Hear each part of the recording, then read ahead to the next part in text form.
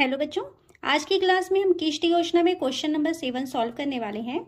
Question number 7 है, एक washing machine 12,000 रुपए नकद अथवा 3600 रुपए के तत्काल नकद भुगतान तथा 2 समान प्रति छमाही किश्तों पर उपलब्ध है। यदि ब्याज की दर 20% वार्षिक हो जो प्रति छमाही संयोजित होता है तो प्रत्येक किश्त की राशि ज्ञात कीजिए। ठीक है, इस क्वेश्चन में ध्यान देने वाली बात है कि जो ब्याज होता है वो छमाही संयोजित हो रहा है और आपको पता है यदि छमाही ब्याज संयोजित किया जाता है तो दर को आधा और समय को दुगुना किया जाता है। तो क्वेश्चन सॉल्व करना चालू करते हैं। क्वेश्चन में हमें पूछा है कि किश्त की राशि ज्ञात कीजिए। सबसे पहले हम मान लेते हैं कि माना किश्त की राशि x रुपए है। हमें स्टार्टिंग में दिया गया है कि उसको नगद भुगतान जो है 12,000 है। इसको भी लिख लेते हैं कि अगर मान लीजिए उसको हम नगद खरीदते हैं तो नगद भुगतान जो है वो हमको नगद मूल्य जो है वो उसका 12,000 रुपए है।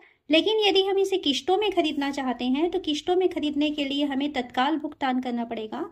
तो तत्काल नगद भुगतान जो है कितना रुपए दे करके हम उसे ले सकते हैं, 3600 रुपए दे करके ले सकते हैं। ठीक है, तो 3600 रुपए दे करके हमने खरीद लिया तो हमारे पास जो शेष राशि है जिस पर हमें ब्याज देना है, शेष राशि हो जाएगी, मूल्य था 12,000 रुपए जिसमें से 3600 रुपए हम पे कर चुके हैं तो इसका अंतर हो जाएगा 8,400 रुपए। 8,400 रुपए शेष बचा हुआ है उधार में जिसका हमें ब्याज देना है और उस पूरे पैसे को हमें 2 किश्तों में जमा करनी है। किश्त कैसे संयोजित हो रहा है, हर 6 महीने में आपको किश्त जमा करनी है और जो ब्याज है वो प्रति छमाही संयोजित हो रहा है।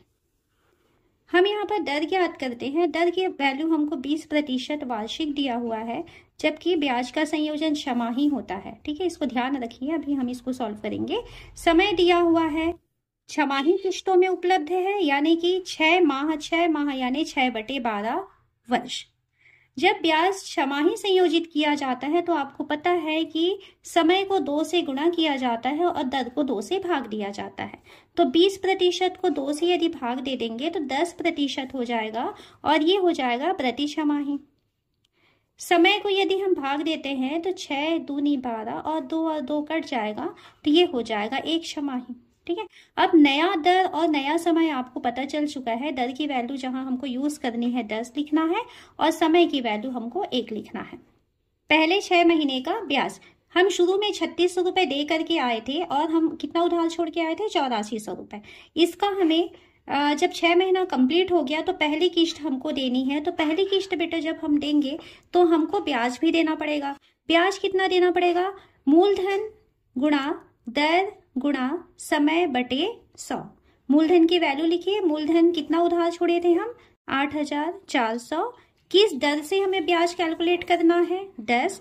कितना समय लेना है, 1/100। सॉल्व करते हैं, ये दोनों जीरो कैंसिल हो जाएगा, ये दोनों जीरो कैंसिल हो जाएगा तो हमको यहाँ पर मिलता है 840 रुपए। तो इस ब्याज के साथ यदि हम मूलधन को जोड़ देते हैं तो पहले 6 महीने के बाद हमें मिश्र धन पता चल जाएगा। मिश्र धन बराबर होता है मूलधन धन ब्याज। तो मिश्र धन की वैल्यू हो जाएगी, कितना मूलधन था जिस पे हमने ब्याज कैलकुलेट किया था, 8,400 रुपए और जिस पर ब्याज लग रहा है हमको 840 रुपए। तो कुल इस तरीके से 9,240 रुपए बनते हैं जो 6 महीने के बाद में मिश्र धन है। इस मिश्र धन में से, ठीक है ये याद रखें, इस मिश्र धन में से हम x रुपए पहली किश्त लौटा दिए। ओके, तो एक किश्त जमा करने के पश्चात, जमा करने के बाद आपके पास कितने रुपए शेष बचते हैं, 9,240 में से हम एक किश्त जमा कर दिए यानी x रुपए हमने दे दिया। अब ये जो बची हुई राशि है, इस बची हुई राशि को हम फिर से ब्याज कैलकुलेट करेंगे और फिर 6 महीने के बाद दूसरी किश्त लौटाएंगे।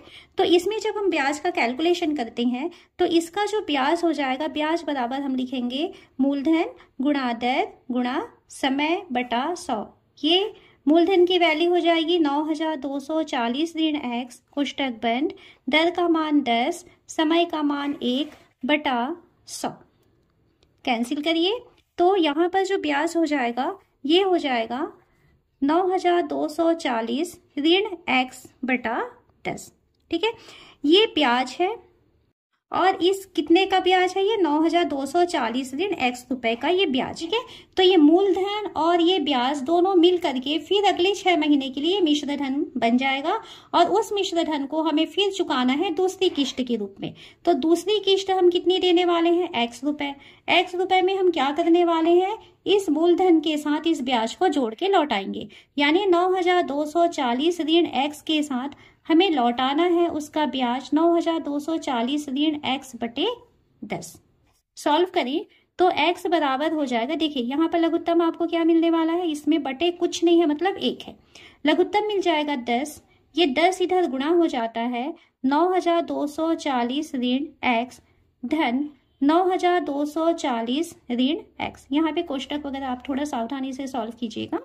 10 का यहाँ तिर्यक गुणा हो गया, 10x बराबर ब्रैकेट ओपन करो 9 2 4, ये डबल 0 हो जाएगा, माइनस में 10x धन ये 9,240 ऋण x, ऋण 10x ऋण x ऋण 11x हो गया, जिसको इधर हम पक्षांतर करेंगे तो वो धन बन जाएगा।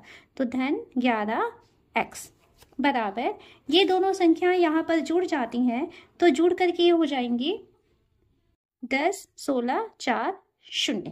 ठीक है, ये हो गया 21x। 21x का मान ये आपका मिल जाता है और हमें तो x की वैल्यू चाहिए, किस्त की वैल्यू चाहिए, तो x बराबर हो जाएगा 101640 और ये जो 21 है इसके बटे में आ जाएगा।